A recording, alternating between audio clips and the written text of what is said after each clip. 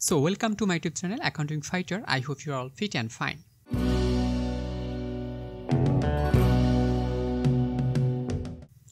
Okay student, প্রথমে আমরা দেখি অ্যাকাউন্টিং ডিপার্টমেন্ট।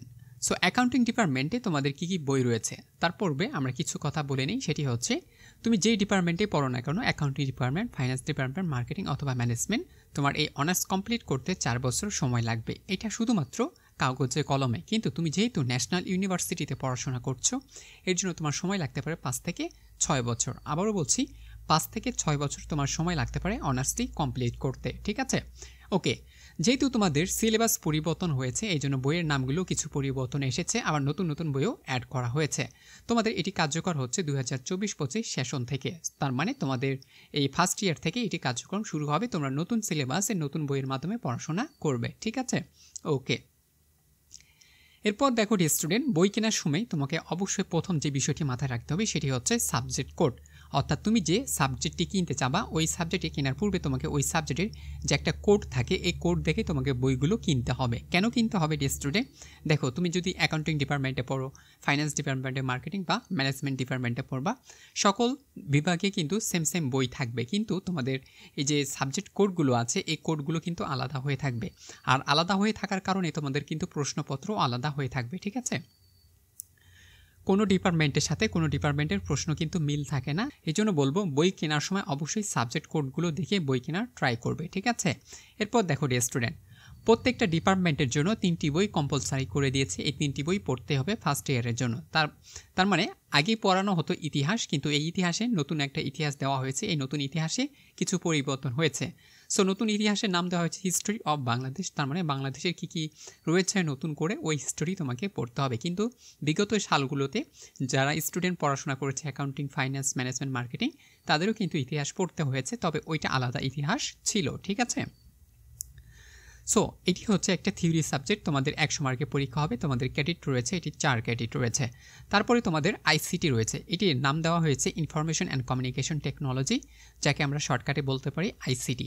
সো তোমরা ইতিমধ্যে এইচএসসিতে তোমরা অবশ্যই আইসিটি পড়ে এসেছো, ঠিক তেমনই এখানে থাকবে কিছু আপডেট তথ্য থাকবে, অর্থাৎ বিস্তারিত তোমাকে পড়তে হবে এবং তোমাদের প্র্যাকটিক্যালও থাকবে 25 মার্ক। তার মানে তোমরা বুঝতেই পারছো এইচএসসিতে যেমন আইসিটি দিয়েছো ক্যাটাগরির, এখানে আইসিটি থাকবে, তবে এখানে কিছু অ্যাডভান্স লেভেলের কিছু তথ্য থাকবে যা তোমাকে হয়তোবা অনার্সে অনেক কঠিন মনে হতে পারে। বাট ডিয়ার স্টুডেন্ট, ভয় পাওয়ার কোনো কারণ নেই। তুমি যদি ভালোভাবে প্রস্তুতি নাও, ভালোভাবে পড়াশোনা করো, তাহলে এই বিষয়টি তোমার কাছে অনেক ইজি হয়ে যাবে, ঠিক আছে?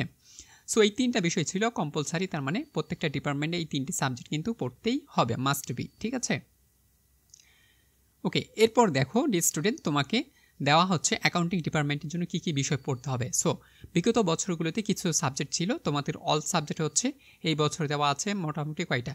1টা 2টা 3টা 4টা 5 6 7 8টা সাবজেক্ট দেওয়া আছে, ঠিক আছে? বিগত বছরে 6টি করে সাবজেক্ট পড়ানো হতো ফার্স্ট ইয়ারে, বাট এবছর থেকে 8টি করে সাবজেক্ট দেওয়া রয়েছে। তার মানে তোমাকে এই বছর ফার্স্ট ইয়ারে 8টি সাবজেক্ট পড়তে হবে। সো এখানে রয়েছে প্রিন্সিপাল অফ অ্যাকাউন্টিং পড়তে হবে, ইন্ট্রোডাকশন টু বিজনেস পড়তে হবে, মার্কেটিং পড়তে হবে, ফাইন্যান্স পড়তে হবে, ম্যানেজমেন্ট পড়তে হবে এবং ইকোনমিক্স রয়েছে, এটা হচ্ছে মাইক্রো ইকোনমিক্স তোমাকে পড়তে হবে। ডিয়ার স্টুডেন্ট, দেখো বিষয়গুলো হচ্ছে অ্যাকাউন্টিং প্রিন্সিপাল পড়তে হবে, অর্থাৎ বেসিক অ্যাকাউন্টিং কি, বিজনেস, মার্কেটিং, ফাইন্যান্স, ম্যানেজমেন্ট এবং ইকোনমিক্স তোমাকে কিন্তু পড়তেই হবে। এখন বিষয়গুলো তোমাকে বলি, তুমি যে এই সাবজেক্টগুলো দেখতে পাচ্ছ প্রত্যেকটা ডিপার্টমেন্ট এই সাবজেক্টগুলো কিন্তু পড়বে। কেউ ফার্স্ট ইয়ারে পড়বে, কেউ সেকেন্ড ইয়ারে পড়বে, ঠিক আছে? এইভাবেই কিন্তু প্রত্যেকটা ইয়ারেই তোমাদের সাবজেক্টগুলো চেঞ্জ হবে। অনেকে ভাববে কী ব্যাপার, আমি তো অ্যাকাউন্টিং পড়ি, তাহলে আমাকে কেন ইকোনমিক্স দেওয়া হয়েছে? ডিয়ার স্টুডেন্ট, দেখো অ্যাকাউন্টিংয়ের সাথে ইকোনমিক্স জড়িত রয়েছে, ম্যানেজমেন্ট জড়িত আছে, মার্কেটিং জড়িত। কারণ বিবিএ যারা করবে তাদের সবার সাথে সকল সাবজেক্টের প্রত্যেকটা সাবজেক্টের কী রয়েছে, কানেকশন রয়েছে। আর এই কানেকশন থাকার কারণে তোমাকে প্রত্যেকটা সাবজেক্ট পড়তে হবে। তবে এতটুকু অ্যানশিওর করে দিচ্ছি, সেটি হচ্ছে যারা অ্যাকাউন্টিং পড়বে আর ফাইন্যান্স পড়বে তাদের কিন্তু বেশি ম্যাথ করতে হয়, আর ম্যাথগুলো কিন্তু তোমাকে ইংলিশে করতে হবে। আর যারা মার্কেটিং, ঠিক আছে, যারা মার্কেটিং অথবা তোমার হচ্ছে ম্যানেজমেন্টে যারা পড়বে এই দুটি সাবজেক্টে ম্যাথ কিন্তু একটু কম করতে হয়। সো তোমরা যারা অ্যাকাউন্টিং ফাইন্যান্সের চান্স পেয়েছো তোমাদের অবশ্যই ভালোভাবে প্রিপারেশন নিতে হবে এবং ভালোভাবে পড়াশোনা করতে হবে এবং সময় বেশি দিতে হবে। তোমরা যদি মার্কেটিং আর ম্যানেজমেন্টের মতো পড়াশোনা করো তাহলে কিন্তু হবে না, ঠিক আছে? ওকে, সো অ্যাকাউন্টিং ডিপার্টমেন্টে ফার্স্ট ইয়ারে তোমাকে কোন কোন সাবজেক্টগুলো প্রাইভেট পড়তে হবে? ডেকোটি স্টুডেন্ট, প্রত্যেকটা স্টুডেন্টের ক্যাপাবিলিটির উপর নির্ভর করে সে কোন সাবজেক্টগুলোকে প্রাইভেটে পড়বে বা কোন সাবজেক্টে সে দুর্বল সে নিজেই সে বুঝতে পারবে। সো তুমি যদি মনে করো তোমার প্রত্যেকটা সাবজেক্ট তোমার কাছে কঠিন মনে হচ্ছে, তাহলে তুমি প্রত্যেকটা সাবজেক্ট প্রাইভেট পড়তে পারো। অনেকেই প্রাইভেট পড়ে ভালো করে স্টুডেন্ট রয়েছে, আবার অনেকে প্রাইভেট ছাড়াও ভালো ফলাফল অর্জন করতে পারে।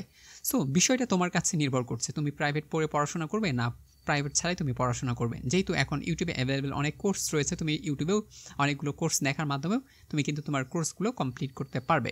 সো আমার কথা হচ্ছে, তুমি যদি স্ট্রং স্টুডেন্ট হয়ে থাকো তাহলেও ভালো কথা, যদি দুর্বল হয়ে থাকো তাহলেও ভালো কথা, কোনো সমস্যা নেই। এটা তোমার উপর ডিপেন্ড করে তুমি প্রাইভেট পড়বে কি পড়বে না। সো সাধারণত স্টুডেন্ট যারা রয়েছে তারা কোন সাবজেক্টগুলো প্রাইভেট পড়ে আমি সেটা দেখে দিচ্ছি। সেটি হচ্ছে অ্যাকাউন্টিং প্রাইভেট পড়ে থাকে। অ্যাকাউন্টিং প্রাইভেট পড়লে তোমার অনেকটা ভালো হবে, কেননা অনেক বিষয় রয়েছে তুমি জানবা না, কারণ এটা হচ্ছে তোমাকে বাংলা থেকে ইংলিশে করতে হবে। তার মানে প্রথমে যেহেতু ইংলিশে করতে হচ্ছে, তুমি কাছে হয়তো অনেক বিষয় থাকবে তুমি বিষয়টা হয়তো বুঝতে পারবে না, যেহেতু তোমরা অনেকেই গ্রুপ পরিবর্তন করে আসবে অথবা আর্টস থেকে আসবে বা যারা সায়েন্স থেকে আসবে তাদের কাছে অ্যাকাউন্টিং নতুন হতে পারে। আর নতুন হওয়ার সত্ত্বেও এটা যেহেতু ইংলিশে করতে হবে, সো আরও কঠিন মনে হতে পারে, এই জন্য তোমার প্রাইভেট পড়া উচিত। আবার ফাইন্যান্স রয়েছে, ফাইন্যান্স মানে এখানে অনেক ম্যাথ থাকবে। সো ম্যাথের কাজ করার জন্য তোমাকে অবশ্যই প্রাইভেট পড়তে হবে। তারপরে এখানে দেখতে পাচ্ছ বিজনেস, মার্কেটিং এবং ম্যানেজমেন্ট, এগুলো হচ্ছে থিওরিক্যাল সাবজেক্ট। এগুলো সাধারণত ফার্স্ট ইয়ারে তোমাকে প্রাইভেট পড়তে হবে না অ্যাকাউন্টিং ডিপার্টমেন্টের জন্য। আর অন্য ডিপার্টমেন্টেরগুলো অন্য অন্য সাবজেক্ট রয়েছে, কী কী সাবজেক্ট রয়েছে আমি এখন একটু পরেই দেখাবো স্টুডেন্ট। সো স্টুডেন্ট, তুমি এতটুক থেকে বুঝতে পারছো যে অ্যাকাউন্টিং ডিপার্টমেন্টগুলো কোন কোন বিষয় তোমাকে প্রাইভেট পড়তেই হবে, মাস্ট বি তোমাকে এগুলো পড়তেই হবে। তুমি প্রাইভেট ছাড়াও কিন্তু ভালো ফলাফল অর্জন করতে পারবা, কিন্তু তোমাকে বেশি সময় দিতে হবে। সো মনে রাখো, অ্যাকাউন্টিং ডিপার্টমেন্ট আর ফাইন্যান্স ডিপার্টমেন্টের স্টুডেন্টদের বেশি প্র্যাকটিস করতে হবে। যত প্র্যাকটিস করবা তত ভালো রেজাল্ট করার সম্ভাবনা তোমার বেশি থাকবে। ঠিক আছে? ওকে স্টুডেন্ট।